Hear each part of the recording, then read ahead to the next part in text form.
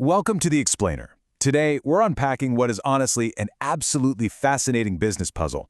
I mean, think about it. How exactly does a massive, global fast food brand, one literally built from the ground up on American-style cold cuts, manage to conquer the highly diverse, incredibly spice-loving Indian market? Well, if you want to understand how to truly globalize a brand without completely losing its core global identity, buckle up, because this is your masterclass. Okay, let's dive into this. The core challenge they faced here is just phenomenal. Seriously, just think about it for a second. You're trying to sell cold, deli-style submarine sandwiches in a market where a standard, everyday meal is hot, spice-rich, and heavily vegetarian, right? It's a massive cultural leap. It's almost like trying to sell ice to a polar bear, but, with a lot more mayonnaise. To actually pull this off, a brand can't just casually translate its menu. It has to fundamentally rewire its entire product. So the story really kicks off back in 2001. That's the year Subway officially touched down in India. And they were stepping onto a battlefield that was already heavily guarded by absolute giants. We're talking McDonald's, KFC, Burger King, Domino's, the big guys. And Subway very quickly realized that their standard global operating procedures, those are basically useless here. To survive, they literally had to rebuild from the ground up and heavily localize absolutely everything, from the raw ingredients all the way down to their pricing. So here is our roadmap for today's explainer. We're going to look at 1. The market challenge, 2. Localizing the menu, 3. Finding the target audience, 4. A strategic evaluation, and finally, number 5, the road ahead. All right, starting off with Section 1, the market challenge. Subway's famous 4-step customization process, right? Well, it turns out it isn't just a quirky way to order your lunch. It is actually a vital strategic weapon. By letting customers choose their bread, pile on whatever veggies they want, select their protein, and then finish it all off with specific sauces, Subway is handing the power of choice directly to the consumer. And this is genius, because it instantly bypasses a ton of dietary hurdles. The customer is the one controlling exactly what goes into their meal, which creates this relatable, personalized mini-narrative with every single order they make. Moving right along to Section 2, localizing the menu. And this brilliantly illustrates a crucial point. Customization means absolutely nothing if the ingredients themselves don't resonate with the locals. So, on one side of their strategy, you've got the standard Western staples, but on the other, total cultural adaptation. Subway introduced items like the paneer tikka sub, the veg shami sub, and even eggless cookies. They even went a step further by offering Jain-friendly options, directly catering to some highly specific religious dietary restrictions. But honestly, you want to know their most operationally significant move? Maintaining entirely separate preparation areas for vegetarian and non-vegetarian food. I mean, that isn't just a menu tweak. That is exactly how you build immense lasting brand trust in India.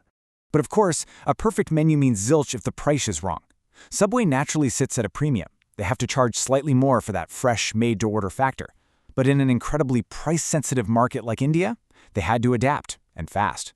So their weapons of choice became combo meals, student offers, those irresistible buy-one-get-one deals, and some pretty heavy delivery app discounts. Plus, offering both the 6-inch and the foot-long sizes, that creates immediate flexibility, making it super easy to appeal to completely different income groups and, well, appetites.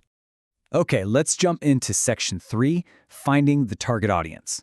So, Subway operates this massive franchise model with a really strategic physical footprint. We're talking shopping malls, high streets, metro stations, and corporate offices. But they haven't stopped there. They've also aggressively expanded their digital distribution by partnering up with delivery giants like Zomato and Swiggy. And to promote all of this, their strategy is laser-focused on nutritional transparency. They're out there actively collaborating with influencers and food bloggers on Instagram and YouTube, really highlighting those fresh ingredients and driving some serious hype around their limited-time festive promotions. And all of this marketing effort is guided by a very precise STP framework. That's segmentation, targeting, and positioning. When we look at this strategic map, we can see exactly who they want. They're going after young, urban professionals, college students, and the health-conscious crowd. Notice they aren't trying to appeal to literally everyone. Instead, they are zeroing in on convenience seekers in Tier 1 and Tier 2 cities who actively care about their diet and their overall lifestyle. Now, what's really interesting about this slide is how everything we've discussed culminates in this one core positioning statement. Subway is aggressively contrasting itself against the value-focused, heavy, and, let's be honest, often deep-fried offerings of its rivals. They aren't just selling you a sandwich. They are selling a better-for-you alternative.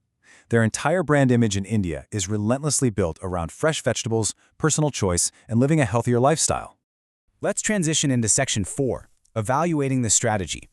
This SWOT analysis is basically a real-world battlefield map. Their weapons are definitely formidable. They've got a pristine, healthy image and a deeply localized, wide-ranging vegetarian menu. But look closely at the chinks in their armor here. They've got higher prices and slower service times, and ironically, that's strictly because of that very customization process we talked about earlier. However, as health awareness in India continues to absolutely explode, their opportunities for expanding into Tier 2 and Tier 3 cities are massive. That is, of course, if they can actually outmaneuver the threats. So the crucial point is really this ultimate threat. Subway is fighting for its life in an intensely competitive landscape. Local fast food chains and global rivals alike are just ruthless with their low-cost value meals. Throw in the rising costs of fresh raw materials, and Subway faces a brutal squeeze on their profit margins, all while having to fight tooth and nail for every single price-sensitive customer out there. Which brings us to our final part, Section 5, the road ahead. If Subway wants to see sustained growth in India, their future strategy is pretty clear. First, they need to expand that physical footprint beyond just the major metros and push deeper into Tier 2 and Tier 3 cities. Second, they've got to double down on menu innovation. I'm talking even more regional flavors to really capture those diverse local tastes. Third, and this is a big one, they absolutely must figure out how to offer affordable value meals without ruining their premium fresh image. And finally, they need to lean hard into modern consumer values by boosting their targeted digital loyalty rewards and rolling out eco-friendly packaging. All of which leaves us with this final overarching question. Look, Subway has executed a brilliant globalization strategy, right? They adapted a Western concept to local tastes, they respected strict dietary boundaries, and they carved out a totally unique health-focused niche. But as raw material costs keep rising and the market saturates with aggressive, discount-heavy competitors, the real test is still ahead of them. Can their premium, customized positioning actually continue to thrive against these hyper-cheap instant delivery alternatives?